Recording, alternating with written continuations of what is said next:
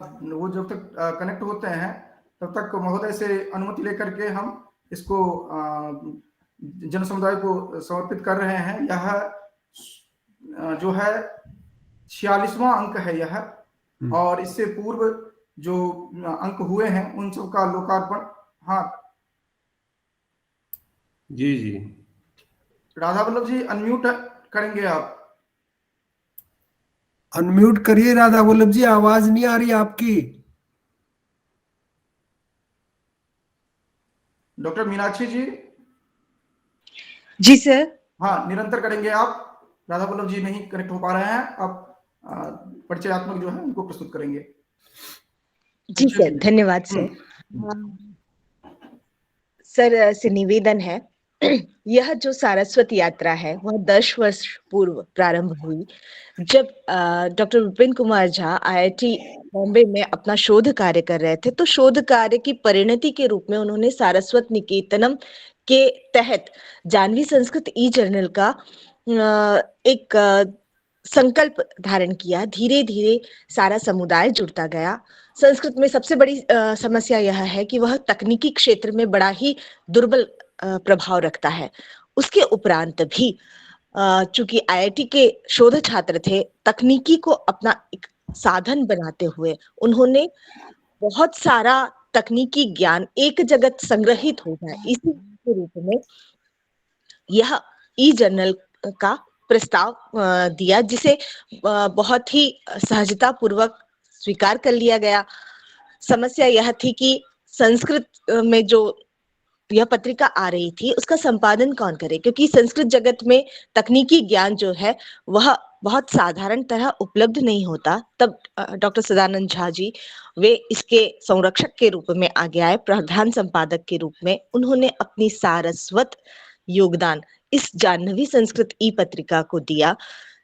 निरंतर 10 वर्ष पूर्व हम लोग तकनीकी ज्ञान में संस्कृत के साथ कदम ताल मिलाते हुए आगे चले। विभिन्न स्थानों में, साथ ही देश नहीं विदेशों में भी इस संस्कृत ई-जर्नल का लोकार्पण किया गया। बहुत अधिक विद्वानों के द्वारा इसे समर्थन भी प्राप्त हुआ। अभिराज राजेंद्र मिश्र से लेकर के जगत गुरु रामभद्राचार्य तक यह परंपरा लोकार्पण की अनवरत चलती रही। सारस्वत जो निकेतन उसका एकमात्र यह योगदान नहीं है कि वह संस्कृत ई-जर्नल पत्रिका तक ही अपने आप को सीमित रखे। कई आयाम बने। इसके आयामों में पहला आयाम जो था वह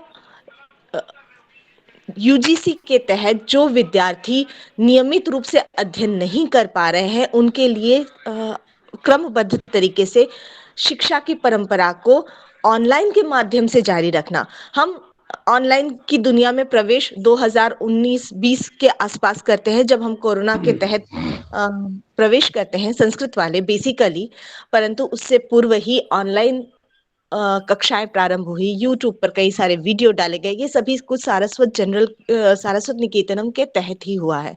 इसके साथ साथ कई सारे ऐप जो है संस्कृत के, वह इसके द्वारा लॉन्च किए गए।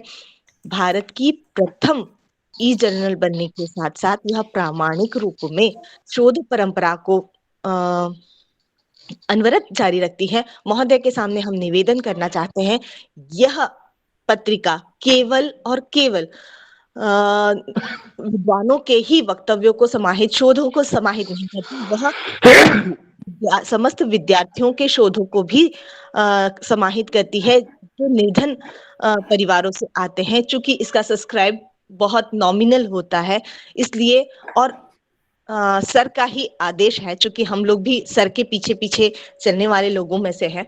सर का एक आदेश है कि जो विद्यार्थी अपने शोध पत्रों को गुणवत्ता पूर्वक होने के उपरांत भी बड़ी बड़ी पत्रिकाओं में नहीं छपवा सकते हैं, उनके लिए सारस्वत निकेतनम खुला हुआ है। इस तरह वह सारस्वत निकेतनम अपना अनवरत योगदान लगातार 10 वर्षों से दे रहा है। आज हम सभी का सौभाग्य है कि आदरणीय तारकेश्वर जी वाइस चांसलर के कर कमलों से इसका अगला अंक लोकार्पित होगा। यह प्रक्रिया अनवरत रूप से चलती रहे, यही महाकाल से प्रार्थना है। धन्यवाद sir. Madam professor Tankeshwar Kumar ji. Sorry क्षम्यताम हाँ, क्षम्यताम। हाँ, हाँ, हाँ। धन्यवाद डॉक्टर धन्यवाद जी, डॉक्टर जी। मीनाक्षी जी। मीनाक्षी जी अभी वर्तमान में इलाहाबाद विश्वविद्यालय में अध्यापन कर रही हैं और पत्रिका से निरंतर जुड़ी हुई है। और जिस समय में तकनीकी व्यवधान के लिए हमें खेद है, राधा वल्लभ जी का म्यूट नहीं हो पाया था। मैं सभी लोगों से क्षमा चाहता हूं कि मैं इसमें जुड़ नहीं पाया और कुछ अनम्यूट होने के कारण अनम्यूट नहीं कर पाया था। तो मैं सभी को प्रणाम करता हुआ, इस विश्वविद्यालय के यशस्वी कुलपति जी को प्रणाम करता हुआ और संस्कृत विभाग के विभागाध्यक्ष प्रोफेसर रविन्द्र सिंह जी को प्रणाम करता हुआ, ये मुझे भी इसमें 1 मिनट के लिए मैं समय लूंगा। मुझे भी इसमें जाह्नवी संस्कृति जनरल में काम करने का सौभाग्य मिला। शुरुआत में बहुत सारी कठिनाई आई, लेकिन डॉक्टर विपिन झा जी के नेतृत्व में हम लोग आगे बढ़ते रहे। और मुझे ये कहने में बिल्कुल हिचकिचाहट नहीं है कि मुझे लगता है कि संस्कृत जगत में ऐसा ई जर्नल प्राय समुपलब्ध नहीं होता है। तो जैसा अभी मीनाक्षी जी ने कहा कि टेक्नोलॉजी के लिए जो संस्कृत जगत है, वो मुझे लगता है कि टेक्नोलॉजी के लिए संस्कृत जगत अभी थोड़ा उनको सीखना पड़ेगा। संस्कृत जगत को टेक्नोलॉजी के लिए उस समय आईआईटी में रहते हुए डॉक्टर विपिन झा जी ने ये बहुत सराहनीय कार्य किया। मैं भी हिमाचल में इससे जुड़ा और हमने भी बहुत सारे उसमें गुणवत्ता शोध को लेकर के हमने कार्य किए।